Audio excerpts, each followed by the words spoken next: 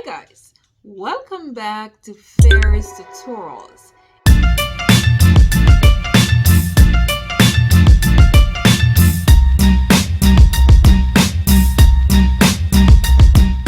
Food and health. CSEC past paper questions for the exam year 2019, 2018 and 2017. Today's episode we're looking at all question 3s and we're kicking things off with the year 2019. It reads, define the term brunch. 2 marks. State 2 differences between table d'hote and a la carte. 4 marks. Your class plans to hold a brunch to raise funds for its graduation ball. Plan the menu for the brunch. 4 marks. You are reminded that the majority of students in the class are athletes. They focus on a healthy lifestyle, which includes healthy eating. Complete the table below to identify and explain 3 factors to consider when planning the menu. The first factor has been identified and explained for you, and that is worth 6 marks. Brunch may be defined as a meal that is usually eaten during mid-morning. It is a go-between breakfast and lunch. The food items or dishes are usually heavier than normal breakfast foods and lighter than lunch dishes or food items. State 2 differences between table d'hote and a la carte.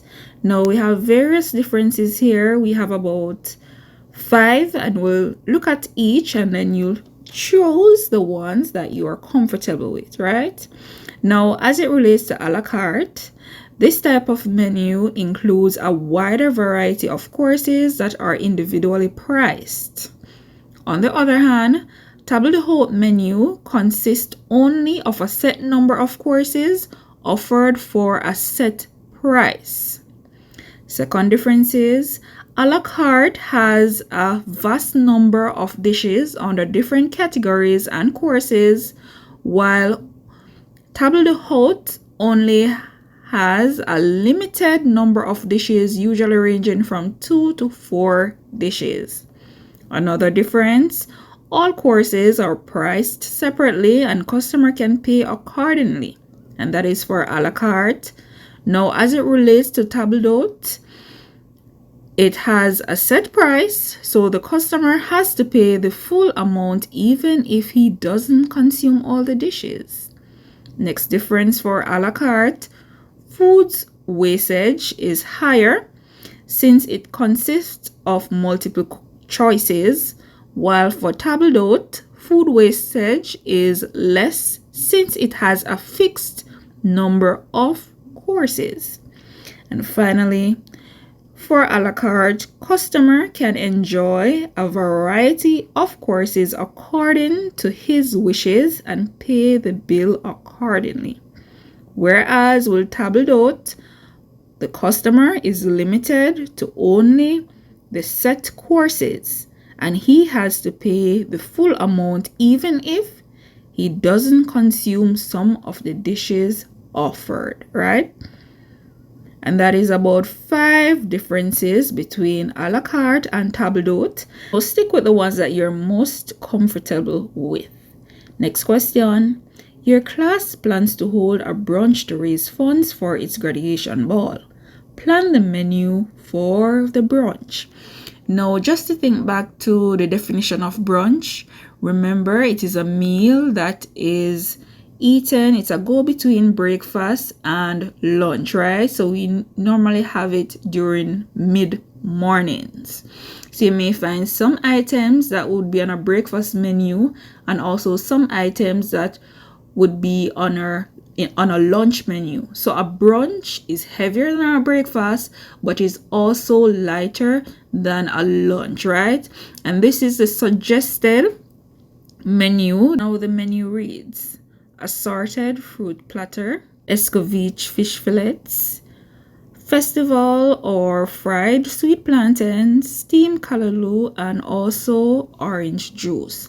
Now, for a breakfast, you can normally have a hot cereal or a ready to eat cereal. In this case, I did not put it there, but you can put it there if you want. It is optional. So remember that a brunch is a go between breakfast and lunch. It includes items that are on both menus. However, it is heavier than a breakfast and usually lighter than a lunch. All right, moving on to our next question. You are reminded that the majority of students in the class are athletes.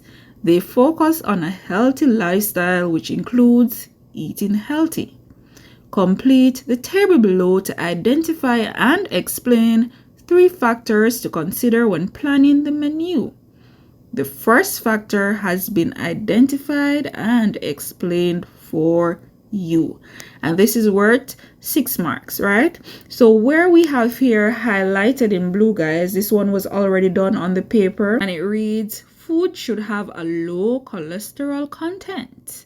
And the explanation: food high in cholesterol may clog arteries and can cause cardiovascular diseases. So that one was already done on the paper, and we looked at 3 more. Let us look what they are. So the factor: food should have a low sodium content. Explanation: food high in sodium can raise the blood pressure and thus cause other lifestyle diseases such as a stroke or heart attack. It may also cause water imbalance. Next factor: food should have adequate carbohydrates. Explanation: food with adequate carbohydrates will promote the necessary energy needed for the high-level activity of athletes. Enough calories to support their energy expenditure. And the last factor here: food should have adequate amount of proteins. And when we speak about adequate amount, we are not talking about too much or too little, just the right amount, right? Now the explanation for this: protein helps to replenish the strain or any wear or tear that the muscles may go through, and also to build and repair worn out body tissues because of training or any athletic events that these athletes may participate in, right? So listing additional 3 more factors, you would get 1 point each, and the explanation for each factor stated, that would be another 3 marks, and that's how we would get 6 marks in total for this question. Now let's move on to 2018. Define the term breakfast. 2 marks. Name 2 indigenous Caribbean foods that may be used when planning a breakfast menu. 2 marks. State the difference between a vegan and a lacto-vegetarian. 2 marks. Using indigenous foods, plan a 1-course menu for a manual worker. 4 marks. Your aunt has both hypertension and diabetes. Her caregiver is about to serve her the following: corned beef pie made of pastry, whole wheat bread. For each of the items to be served, suggest 2 ways why the item may be considered suitable or unsuitable for your aunt. 4 marks. Cheryl is planning to take fried chicken and cupcakes on her school tour. Suggest 1 suitable packaging for each item. Each material must be different, and the items that she's bringing are fried chicken and cupcakes, right? Now let us look at some ideal responses, starting with the first part of the question. Define the term breakfast. Now, this is the first meal of the day, usually eaten in the morning upon waking up from bed. Its name implies breaking the fast of the night while we are asleep. Now, foods that are associated with breakfast are a hot beverage, fruits or fruit juice, cereal, maybe hot or cold, bread stuff, such as quick breads or Johnny cakes. And in some culture, you may have things like, for instance, boiled green bananas, with some liver, if we're thinking about like indigenous foods for breakfast, right? And of course, a protein dish. And this protein dish is usually a protein dish that is easy to cook. Now guys, it is very important to note that protein dishes for breakfast, we are always to choose proteins that are easily cooked. For instance, this case, it may be eggs, it may be things like liver, etc. All right. Now, next question. Name 2 indigenous Caribbean foods that may be used when planning a breakfast menu. And when we speak of indigenous Caribbean foods, we're talking about those traditional foods that are known to that specific area, region, in this case, the Caribbean, right? So those items that are unique to the culture of the Caribbean, right, as it relates to food. So the 2 that we're looking at are saltfish and plantain, right? And it's just okay to name them like that. However, what we have in here in brackets are some examples of dishes that these foods can be used to make.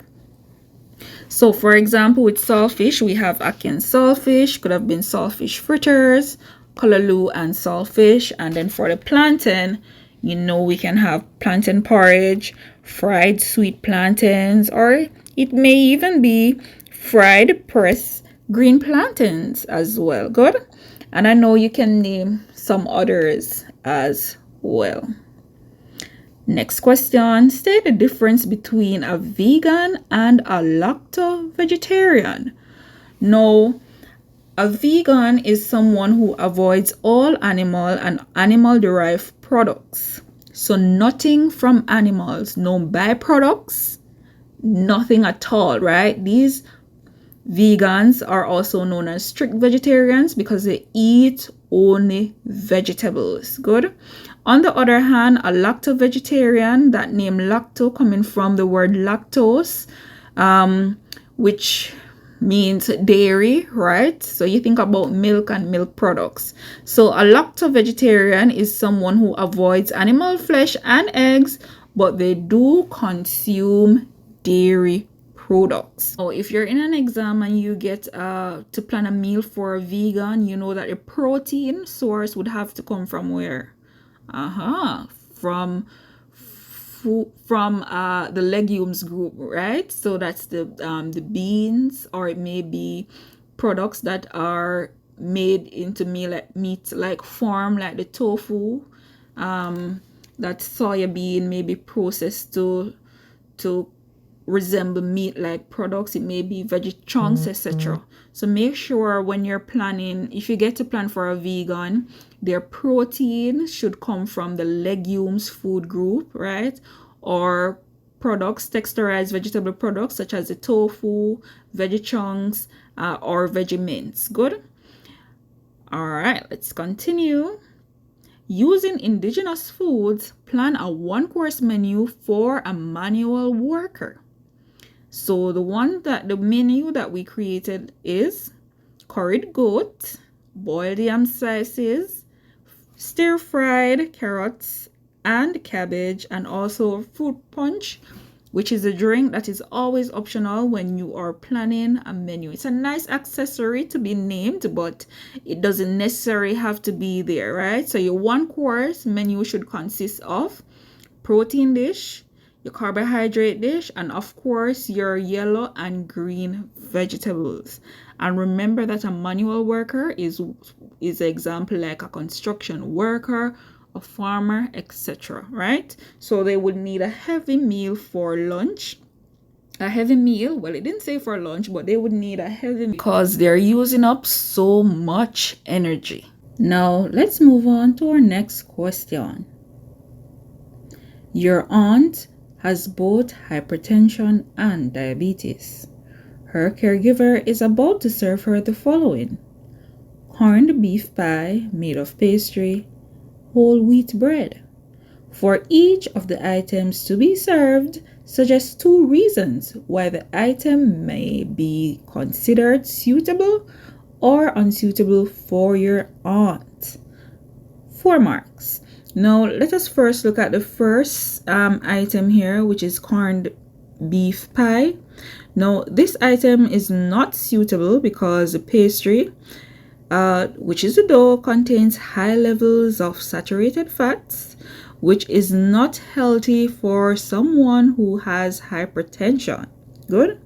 Also, the filling of the pastry, which is corned beef, is both high in sodium and saturated fats again. Both can lead to her condition being worsened. Next point. Next item, whole wheat bread. Now, this item is suitable because it has a high fiber content which promotes digestion. Also, choosing whole grains over refined grains can help to maintain optimum blood sugar readings. And finally, it can be associated with a decreased risk of heart disease, stroke, and type 2 diabetes, right? So the aunt has hypertension and diabetes. So hypertension meaning that she needs to cut down on her intake of fat and also salty products or processed items that are high in sodium. And diabetes, she has to cut back on starchy foods, sugary foods, etc. Right? Next question. Cheryl is planning to take fried chicken and cupcakes on her school tour. Suggest one suitable packaging material for each item. Each material must be different. Cheryl is planning to take fried chicken and cupcakes on her school tour. Suggest one suitable packaging material for each item. Each item must be different. 2 marks. The first item is fried chicken. Now, the material, she could take an insulated lunch bag or box, and that will keep the fried chicken at a safe temperature. Also, for the cupcake, she could use cardboard boxes or boxes that are lined with materials such as polyethylene to prevent the frosting from getting messed up and also to keep the moisture off the cupcakes as well. Now we're moving on to 2017. It reads, state 2 factors which should be taken into consideration when planning meals for the family. 2 marks. Name the main nutrient present in each of the following food groups. Food from animals, staple. 2 marks. Define the term multimix principle. 2 marks. Use the multimix principle to plan a breakfast menu for a 5-year-old boy. 6 marks. And finally, plan a lunch menu using the triple mix principle. 4 marks. Now let's take it in stages. State 2 factors which could be taken into consideration when planning meals for the family.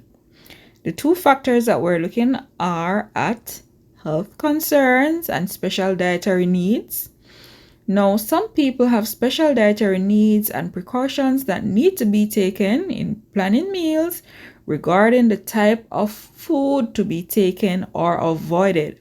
For example, someone who is diabetic, then you will consider that as special needs because you have to plan the menu with food items that are low in starch, that are low in carbohydrates, and also those that are low in sugar. Good. Next factor, occupation. Occupational activity of an adult affects energy and nutrient requirements, and this should be noted when planning meals.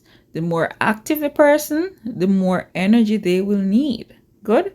And we're looking here at an example of sedentary lifestyle versus someone who is a manual worker, or we may say a construction worker, right? Other factors that you should consider when planning meals may be also age of the person, their religion, time available, etc. All right, let's move on to the next part. Name the main nutrient present in each of the following food groups. 2 marks. Food from animals, you know that the main nutrient here is the keyword. So we're identifying the main nutrient, and food from animals, we get protein, right? And the main nutrient that you get from staples is carbohydrate. carbohydrate. Next question. Define the term multi-mix principle. 2 marks. The multi-mix principle is a food combining method used throughout the English-speaking Caribbean. It involves the combination of at least 2 complementary food groups, so optimal nutrition is attained at each meal. And when we speak of each meal, we're talking about the different meal patterns, which are breakfast, lunch, and dinner. Next question. Use the multi-mix principle to plan a breakfast menu for a 5-year-old boy. 6 marks. Now, the breakfast items that we have here are orange segments, buttered toast, baked beans with sausage, and hot chocolate, right? Cereals may also be included for breakfast. It could have been like cornmeal, oatmeal, etc., or creamy wheat. But in this case, we're planning for a 5-year-old, so we want to go for a medium breakfast. We don't want it to be too heavy, right? Now, utilizing the multi-mix principle, buttered toast, staples is always constant. So we'll get from our buttered toast, we use the staple food group. From baked beans, that's from the food group legumes, and the sausage would be from food from animals. So based on what you're seeing here, we use a triple mix to create the breakfast menu. The question didn't says how many mixes that we should use, but it says use the multi-mix principle to plan a breakfast menu for a 5-year-old boy, right? Now, if we wanted to include like the vegetable group, we could have kalaloo and saltfish. So the kalaloo would come from vegetables and the saltfish would be from food from animals. And of course, you can have your staple items, which is your carbohydrate items there, maybe a toast, boiled bananas, etc. But the items that you choose, you have to ensure that they will be suitable for a 5-year-old, or it's something that a 5-year-old will be willing to consume. All right. Next question. Plan a lunch menu using the triple mix principle. Here we have boiled coconut rice, which is from staple, brown stewed chicken, food from animals, and also stir-fried cabbage and carrots, right? And that's using the triple mix principle. All right, and we use staple, food from animals, and vegetables. Good. We could also use rice and peas, would have been staple from the rice. Peas would be from the legume, and we could have used a food from animal, or if we're planning for a vegetarian, we could get the legumes group with the peas and the stewed peas and stewed beans, and then add the vegetable. Good. So remember, in using the multi-mix principle, one group is always constant, which is the staple. Good. So right here, we've used staples, food from animals, and vegetables. And that's it for this segment, guys. Good luck. You're awesome. You've made it to the end of the session. Please remember to like, subscribe, and also share with persons who you know will find this information useful. Thank you for making it Fairy's Tutorials.